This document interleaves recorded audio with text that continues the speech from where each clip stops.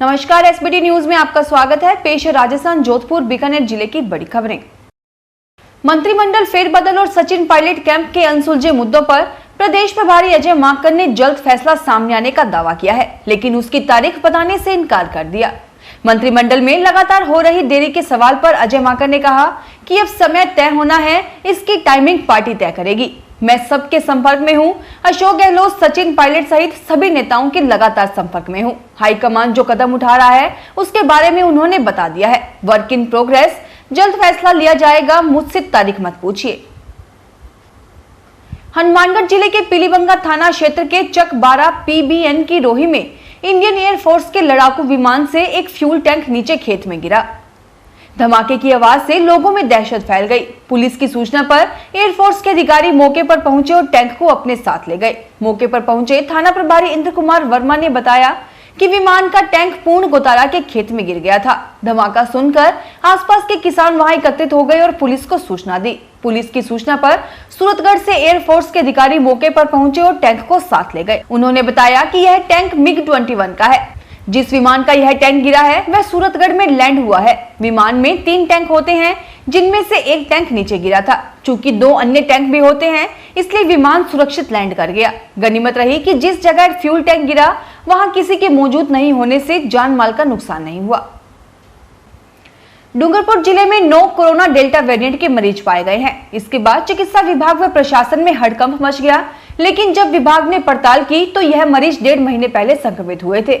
अब सभी मरीज ठीक होने का पता लगा तो राहत की सांस ली। डेल्टा वेरिएंट के इन मरीजों में 6 डूंगरपुर शहर और 3 आसपुर ब्लॉक के मरीज हैं।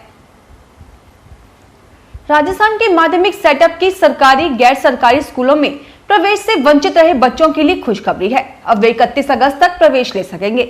इसके आदेश माध्यमिक शिक्षा निदेशक सौरभ स्वामी ने जारी किए हैं। इससे जिले समेत प्रदेश के हजारों बच्चों को लाभ मिलेगा। ज्ञात रहे कि कोरोना के चलते हर कामकाज प्रभावित हुआ है। इनमें से शिक्षा के क्षेत्र में भी बच्चों की दिनचर्या बाधित हुई है। यह अव्यवस्था करीब 2 साल से बाधित हो रही है। इससे अब उनके एडमिशन को लेकर भी परेशानी आ रही है। बच्चों से लेकर अभिभावक तक बच्चों को अगली कक्षाओं में प्रवेश को लेकर कोई खास रुचि नहीं दिखा रहे हैं। इसी के चलते माध्यमिक शिक्षा निदेशक ने दूसरी बार कक्षा 9 से कक्षा 12वीं तक की कक्षाओं में प्रवेश की तिथि बढ़ाई है। पूर्व मंत्री व सपोटरा विधायक रमेश मीणा ने कहा कि मेहंदीपुर बालाजी मंदिर करोड़ों श्रद्धालुओं की आस्था का प्रमुख केंद्र है। ऐसे में सरकार द्वारा मंदिर के अधिग्रहण को लेकर कोई प्रस्ताव विचाराधीन है तो मुख्यमंत्री से बात की जाएगी। पूर्व मंत्री मीणा मंगलवार को ब्रह्मलीन महंत किशोरपुरी महाराज के देवलोक गमन पर श्रद्धांजलि अर्पित करने बालाजी पहुंचे थे।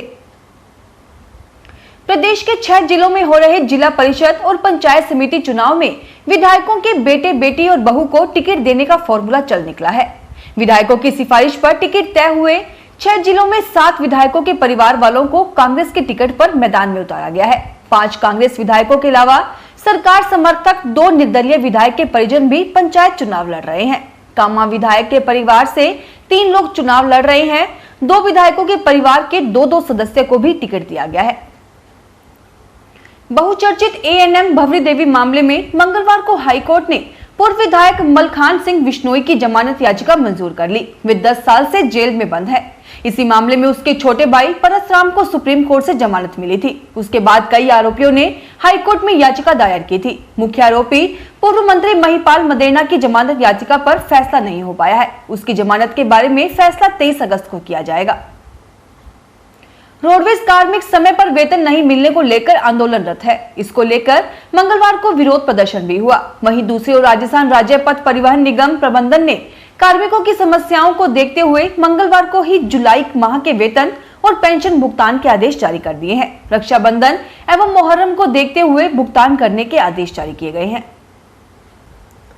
जोधपुर जिले में पंचायती राज संस्थानों के आम चुनाव के नामांकन पत्रों की जांच मंगलवार को की गई। जिला निर्वाचन अधिकारी इंद्रजीत सिंह सहित अन्य अधिकारियों ने सभी नामांकन पत्रों की जांच की है। अब बुधवार को दोपहर 3 बजे तक नाम वापस लिए जा सकेंगे। नाम वापसी की समय समाप्ति के तुरंत बाद चुनाव प्रतीकों का आवंटन एवं चुनाव लड़ने वाले अभ्यर्थियों की अंतिम सूची का प्रकाशन होगा।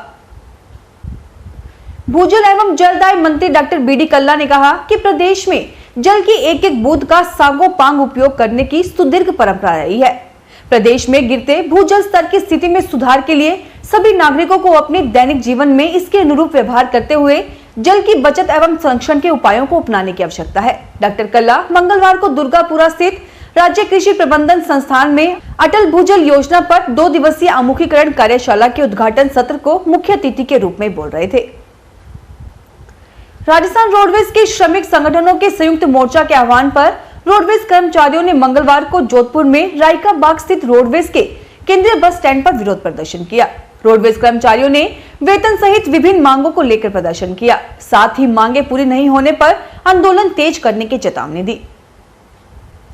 प्राइवेट स्कूल्स के दबाव में आकर राजस्थान शिक्षा विभाग ने आखिरकार ऐसा निर्णय कर लिया है जिससे हजारों गार्जियन को एक बार फिर उसी प्राइवेट स्कूल में जाना होगा जहां बिना फीस जमा कराए उन्होंने रिश्ता तोड़ लिया था और सरकारी स्कूल में एडमिशन लिया था।